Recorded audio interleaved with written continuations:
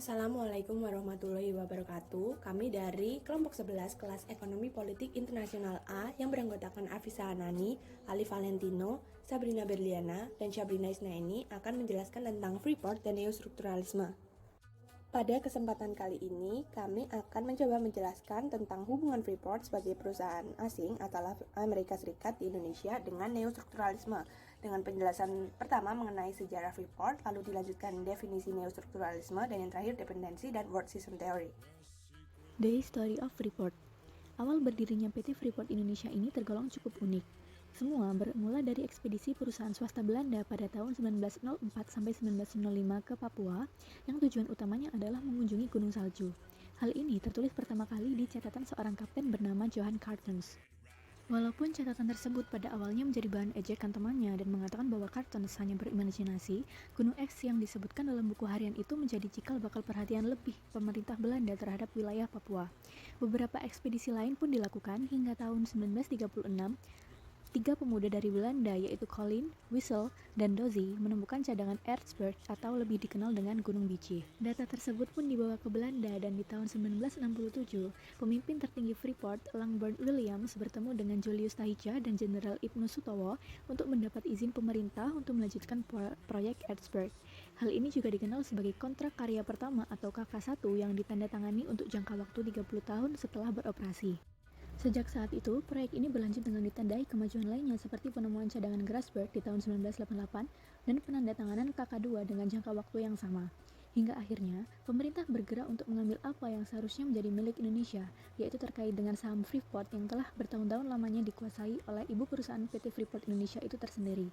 Walaupun terjadi banyak polemik keberadaan Freeport, kini 51,24% saham telah dimiliki oleh pihak Indonesia melalui penandatanganan IUPK. Namun hal tersebut tidak menjadikan Indonesia akan menikmati untung yang besar, karena sedari awal, perjanjian kontrak KK tidak menyebutkan bahwa jika kontrak berakhir, maka pemerintah Indonesia bisa mendapatkan PT FI dan tambang Grasberg secara gratis. Terlebih lagi, sistem KK adalah sah secara hukum, dan karena pemindahan saham, Freeport bisa saja mengancam Indonesia atas arbitrase dan tidak ada jaminan Indonesia bisa memenangkan hal tersebut. Sekalipun memenangkan peradilan, pemerintah tidak bisa memperoleh tambang secara gratis dan tetap harus membeli aset PT FI yang dilansir mencapai kurang lebih 3 triliun rupiah. Hal tersebut menjadi asumsi awal bahwa Freeport mengkapitalisme aset Indonesia dengan keuntungan ekonomi yang tidak sepadan dan kerugian alam yang signifikan. Kapitalisme ini pernah dikritik para ahli neostrukturalisme, di mana suatu perusahaan menguasai perekonomian. Oke teman-teman, jadi di sini sebelum kita masuk ke study case dari neostrukturalisme, aku akan ngejelasin terlebih dahulu definisi dari neostrukturalisme itu sendiri. Dan neostrukturalisme di sini merupakan sebuah perkembangan dari sudut pandang strukturalisme, yang dimana merupakan sudut pandang dari para ahli tentang bagaimana masyarakat itu dibentuk dengan struktur-struktur tertentu.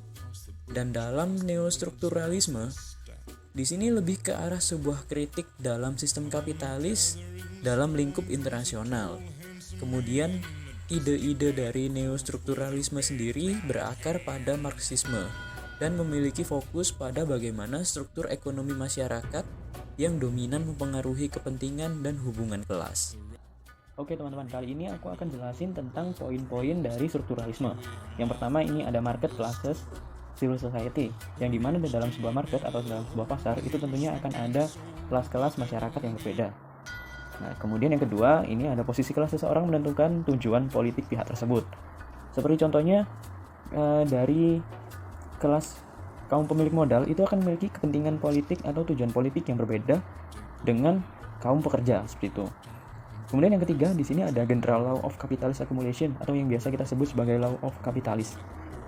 Untuk Law of Capitalist sendiri di sini untuk penjabarannya ini sangat panjang, teman-teman. Namun apabila kita pahami secara singkatnya, yaitu sebagai apabila para kaum pemilik modal ini semakin besar mendapatkan keuntungan, maka dapat diasosiasikan dengan semakin buruknya atau semakin menurunnya standar kehidupan dari para pekerjanya, sehingga hal tersebut dianggap tidak bisa saling menguntungkan. Kemudian di sini ada kepentingan kelas. Nah, dalam kepentingan-kepentingan yang ada di ranah politik, merupakan cerminan dari kepentingan dari kelas yang berbeda-beda, sehingga akan menimbulkan benturan kepentingan antar kelas. Kemudian yang terakhir ini ada struggle for power, yang dimana struggle for power sendiri merupakan bentuk kontradiksi yang ada di dalam sistem kapitalisme. Sebagai contohnya, munculnya benturan kepentingan antar kelas yang dimana kontradiksi ini sendiri dapat menghancurkan sistem kapitalisme tersebut. Selanjutnya ada dependency theory. Dependency theory atau teori ketergantungan adalah teori yang menjelaskan ketergantungan negara berkembang atau periferi kepada negara maju atau core. Jadi diizinkannya Freeport untuk berinvestasi dan melakukan kegiatan pertambangan sejak 1967 lalu diharapkan memberi Indonesia semacam devisa atau pendapatan yang kemudian dapat membantu kestabilan ekonomi negara yang pada saat itu sedang dalam keadaan carut marut. Dengan kata lain, untuk menstabilkan ekonomi negara, Indonesia belum bisa secara mandiri melakukan apa yang kemudian dilakukan oleh Freeport. Sumber daya alam bernilai jual tinggi seperti emas, tembaga, atau perak yang dimiliki Indonesia tersebut tidak bisa dikelola secara mandiri karena kurang memadainya teknologi serta sumber daya manusia yang ada. Hal tersebut membuat Indonesia sebagai negara periferi bergantung pada Freeport yang merupakan perusahaan asing asal Amerika Serikat dan berperan sebagai negara core untuk mengelola SDA tersebut karena mereka mempunyai teknologi dan sumber daya manusia yang memadai. Dengan cara bergantung kepada perusahaan asing itulah, Indonesia bisa mendapatkan keuntungan dari sumber daya alam bernilai jual tinggi tersebut. Selanjutnya ada World System Theory yang memperkenalkan unequal exchange, yaitu keadaan di mana keuntungan yang didapatkan oleh pemilik modal atau perusahaan dari negara core tidak setara dengan yang didapatkan dari negara periferi. Hal ini karena negara periferi yang cenderung sekedar menyediakan bahan mentah dan SDM dengan nilai jual rendah. Sedangkan negara core dan segala kemajuannya dapat mengolah bahan mentah tersebut menjadi barang bernilai tinggi. Sebagai perusahaan pemilik modal, Freeport memiliki keuntungan mencapai angka 1.000 triliun per tahun. Sedangkan yang diterima Indonesia dari Freeport hanya sekitar 8% keuntungan total Freeport, yaitu kurang lebih sebesar 80 triliun per tahun. Sementara itu, pendapatan buruh di Freeport hanya berada di rentang 3 juta sampai 5 juta saja. Jumlah ini hanya 0,0017% dari laba bersih yang diterima Freeport tiap bulan.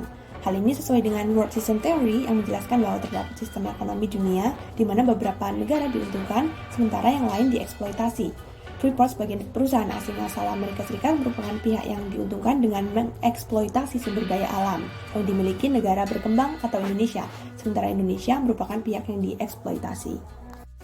Lalu, apakah Indonesia dapat terbebas dari ketergantungan dan ketidaksetaraan pembagian keuntungan dari eksploitasi Ertsberg dan Grasberg oleh PT Freeport Indonesia di Papua? Jika dilihat dari kondisi Indonesia saat ini, kemungkinan untuk terbebas sepenuhnya dari perusahaan tersebut masih sangat kecil, tetapi bukan sesuatu yang mustahil untuk dilakukan jika diiringi dengan manajemen dan strategi yang tepat meskipun membutuhkan waktu yang cukup lama. Upaya yang dapat dilakukan oleh pemerintah Indonesia agar dapat mengambil alih lahan tambang Freeport Indonesia adalah sebagai berikut. Yang pertama, mewajibkan sumber daya manusia unggul ahli di bidang pertambangan yang bekerja di luar negeri untuk kembali ke Indonesia dan mengabdi dalam pengembangan proyek tersebut. Yang kedua, menerapkan sistem saving profit 15% all industry sector Indonesia for Ertsberg and Grasberg takeover dengan memaksimalkan keuntungan investasi yang banyak diterima dari investor asing. Yang ketiga, membahas dan merumuskan kembali kontrak karya atas kepemilikan aset PT Freeport Indonesia apabila kontraknya berakhir dengan harga yang pas di kantong kas negara Indonesia untuk mengambil alihnya sekaligus tanpa memberikan celah PT Freeport Indonesia mengajukan arbitrase.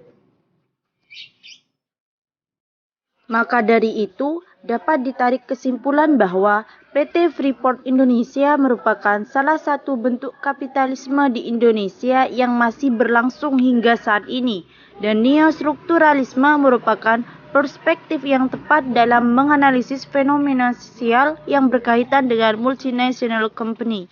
Possible solutions yang kami tawarkan diharapkan dapat menjadi bahan rujukan pemerintah Indonesia dalam mengambil alih Ertsberg dan Grasberg di Papua agar dapat dikelola secara mandiri oleh warga negara Indonesia.